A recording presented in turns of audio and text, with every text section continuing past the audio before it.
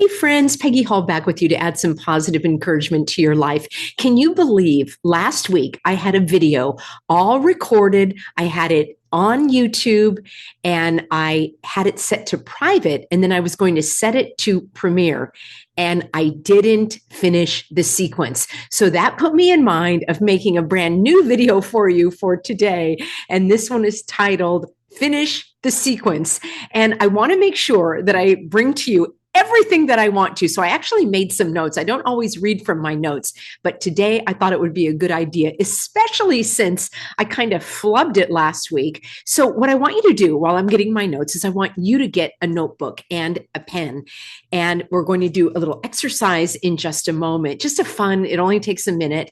And this is a way to actually experience what it's like to finish the sequence without interrupting yourself. So think about an area in your life where you may be like me, where you start doing something and then you go on to something else and you didn't finish the sequence. Oh my gosh, this has gotten me so frustrated over the years that I literally will just repeat this phrase over and over. So the question that I have for you is, do you ever find yourself interrupting yourself in the middle of an activity? So right now I've got a load of laundry going, and what normally happens is I'll take the clothes out of the dryer and then I'll put them on the bed, and then I'll see something that needs to get done, or I think, oh, I'll just do this one other little thing before I finish the sequence. So normally I would grab the glass of water that I see on the nightstand and then take that into the kitchen.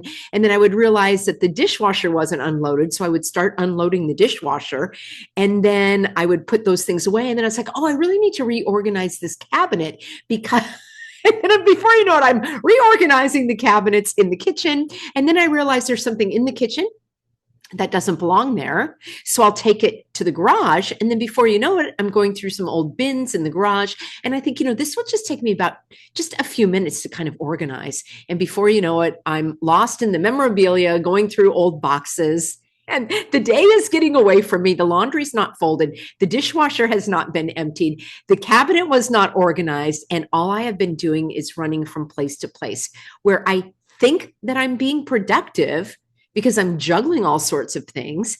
And, there are days, let me know if this happens to you, where sometimes in those fluid days when I just go from one activity to another, it's usually when my husband's not home. So I just have that time to kind of flow. Sometimes I actually get a lot of things done because I am just going from one thing to another. Now, I recognize that all of us have different types of constitutions. We have preferences for doing things a certain way or not doing things a certain way. And I kind of am spontaneous. So typically I'm not upset if there are surprises or things throw me off my schedule. I can kind of go with the flow. But there is another part of me that is more rigid and likes to go from A to Z. Are you that kind of person?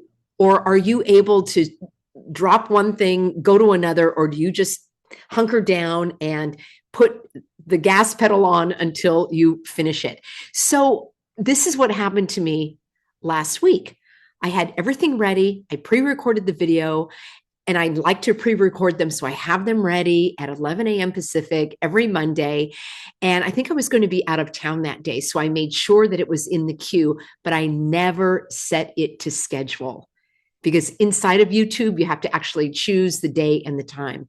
So it was sitting there, and it wasn't until a couple of days ago, because I went to go see comments and interact with you in the chat and the comments, and I looked and I realized the video had never aired. So I apologize to all of you that were waiting for that video, and I'm glad that we're back on track here. So my tip for today is simply finish the sequence. And now, when I'm in the middle of something, so the idea is that, well, actually, I'm going to interrupt myself. I'm not going to finish the sequence. Let's grab your notebook, and then I will finish the sequence. So grab your pen and a piece of paper, and I want you to just write out your name, your first and last name. So I'm going to write out Peggy and then Hall. Underneath that, write out your phone number. Okay, so I'm going to put mine. All right. So that took like a few seconds. I didn't even think about it. And I've got my name and then I've got my phone number. All right, let's interrupt ourselves, shall we? You're going to write it out again, and you'll have your name on the top line, and you'll have your phone number on the second line. And this time, I want you to jump from top line to bottom line, one digit and number at a time. So I'm going to write P at the top, then I'm going to put 9 because that's the first number of my phone number. Then I'm going to write E on the top, and then I'm going to put 4 because that's the second digit of my phone number. Keep going. The first letter of your name and then the first number of your phone number. Go. I'll do the same. Oh, I'm already mixed up. Oh. Okay, stick with me. I think I wrote it wrong. That is so crazy. You may have more letters in your name than you have for the phone number. Mine almost matches up. This was so much more difficult interrupting myself. And I know my name. I know how to spell my name, my phone number. Even to do my phone number, when I interrupted myself to write the letter of my name, I had to go back to the beginning of the phone number and repeat it so that I would be able to finish the sequence. How about you? So I love this exercise because it reminds me exactly of how much time it takes to restart what we left off. So the idea is now that I've got all of the laundry on the bed, and I literally will say to myself, finish the sequence, finish the sequence. I'll repeat that as I'm folding the clothes. And guess what? That's not the end of it. Folding the clothes is not the end of it. I've got to take them off the bed and put them away. Finish the sequence, finish the sequence. So I need to put them away without reorganizing the sock drawer, making sure all of my hangers are facing the same direction. That can be another time. Finish the sequence of that one activity that you are working on. So let me know if this is something that you struggle with, and if you have any tips to share or offer as well. When I remind myself that I am going to finish this sequence, I will try to relax into it. So I'm not forcing, I'm not struggling, I'm not straining. It's actually a relief because I can relax knowing that all of those other activities, the emptying the dishwasher, organizing the cabinets, going through bins in the garage, organizing the sock drawer, I can do all of those in their own time.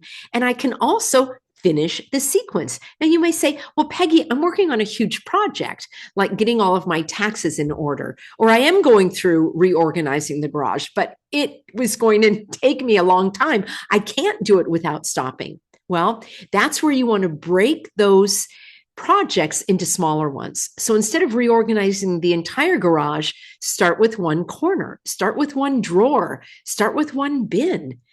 In your kitchen, literally, maybe start with one cabinet. In your bedroom, start with the sock drawer. You don't have to redo everything. Maybe just look at the clothes that are on this side of your closet if you're looking at decluttering or organizing things. So when you can define what it is you're working on and you can finish that sequence, the beautiful thing, what happens for me, is that instead of feeling scattered and unproductive because I frittered away my energy and emotions interrupting myself, because that does add a low level, like an underlying feeling of anxiety and just unsettledness, like, oh, I don't have everything in order. But if I can tackle one thing, I'm going to finish the sequence. I'm going to fold the clothes. I'm going to put them away. And it's like, yippee! And that gives me a hit of a dopamine or whatever it is. And I feel great. And I feel like I can go on and tackle the next thing in a more relaxed, focused, dare I say, enjoyable frame of mind. That's another tip that I've shared on this channel before. And that's a phrase that I say, at least I'm going to enjoy it. At least I'm going to enjoy it. sometimes we have activities that we really are reluctant to do. And I will just say to myself, well, I've got to do it. So I might as well enjoy it. I might as well enjoy it. It could be something like scooping the kitty litter. I'm so grateful that I have another little kitty cat now. So it's like, at least enjoy this aspect of, being a pet parent. And when I change my outlook and try to enjoy these activities, even if they're not ostensibly enjoyable, like doing the taxes, or I have other kinds of paperwork and things that are related to the business, but at least I'm going to enjoy it because I have to do it anyway. When I focus on that delineated project, and sometimes I will delineate it by time. I'm also a big proponent of using my phone and setting a timer. So if I'm going to work on the taxes, for example, I might set a timer for 20 minutes and I'll remind myself, this is the only thing I'm going to work on. I'm not going to check my email. I'm not going to check my text messages. I'm just going to focus on this for 20 minutes. When the 20 minutes is up, I can get up, I can stretch, I can play with my kitty cat, have a drink of water, change the scenery a little bit, and then get myself set up for the next container, whether it's the activity that I'm going to see all the way through and finish the sequence, or whether I've created a time container. So if you're thinking about decluttering the garage, you give yourself a time frame. And when you're done with that, you're done with that. Or like I say, a physical container, such as a container of, a bin or what have you that you want to go through. So these are things that really help me. And when I consider how much time is wasted jumping between activities, even something as simple as writing my name and writing my phone number, and then breaking that up, jumping from one to the other, think about all of the time wasted. So that helps me a lot. And I know that I'm going to finish the sequence and have this video queued up for you and that you're watching it now. I want to check my notes, see if there's anything else that I've got here for you.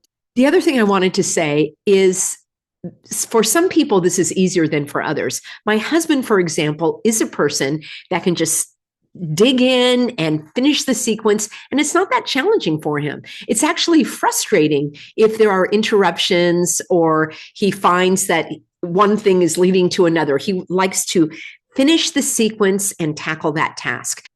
So it makes me a little more mindful as well to relax into focusing on one project and look for the enjoyment, understanding that there's going to be less stress, less time wasted, less hopping back and forth. And I really have found that over time, I have enjoyed to finish the sequence. Now, the trick is to remember to finish the sequence. All right, friends, that's it for today. I've got another video coming up for you next week about how to stay motivated.